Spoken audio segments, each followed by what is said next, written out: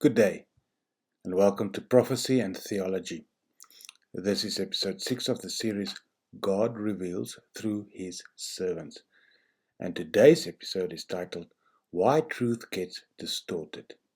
Now, in the previous episodes, we established that prophecy is truth communicated by God through His chosen servants, and that interpretation follows identifiable streams of thought. At this point, a necessary and unavoidable question arises.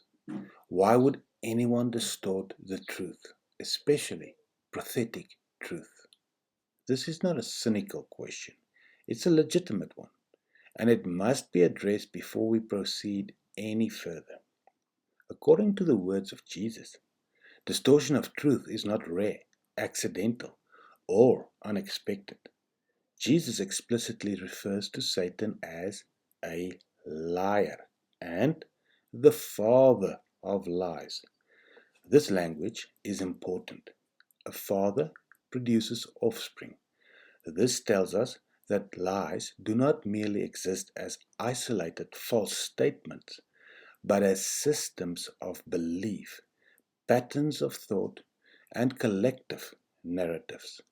Those lies, if they come from a father, the children would be more lies, and there would be more people. All the sons and daughters of that father will be lying.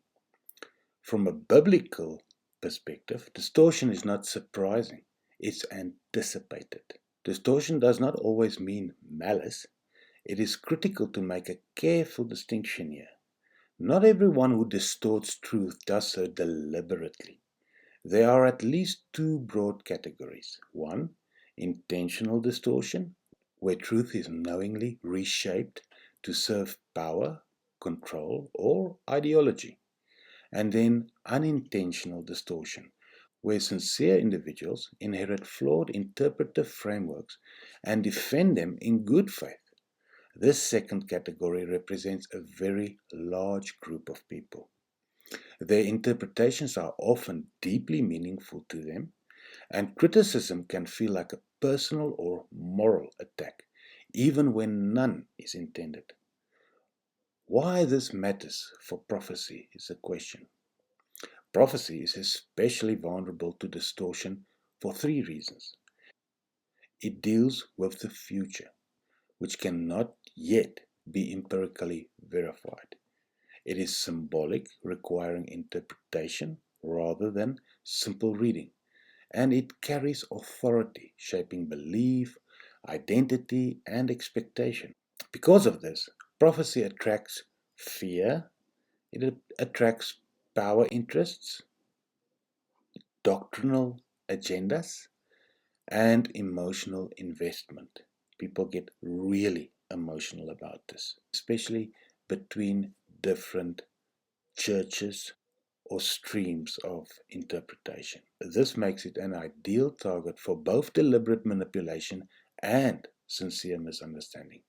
Jesus' warning applies directly to prophecy. Jesus repeatedly warns his followers to watch, discern, and test. These warnings are never presented as optional. If one accepts the authority of Jesus, then one must also accept that lies will exist, distortion will be persuasive, and deception will often look sincere. Therefore, discernment is not suspicion, and evaluation is not arrogance. They are responsibilities. The goal is not accusation, but discernment. At no point is the objective to label individuals or traditions as evil. The objective is simpler and more disciplined, not personalize it. To evaluate interpretive processes, not motives. To identify whether a stream of interpretation is internally consistent, textually grounded, and logically coherent. If a method fails, the stream fails, regardless of how sincere its adherents may be. We now reach a crucial turning point. If truth can be distorted, and if not all distortion is intentional, then we must ask a deeper question. Who qualifies as a servant of God, and how does God choose to communicate truth to his servants? That question will form the foundation of the next episode. I thank you for watching. I'm trying to keep this short. I hope this works for you. I'm excited to see you in the next episode. Until then, please like, subscribe, and share, and let's spread this. And having said that, I greet you in the name of Jesus Christ, and may God bless you.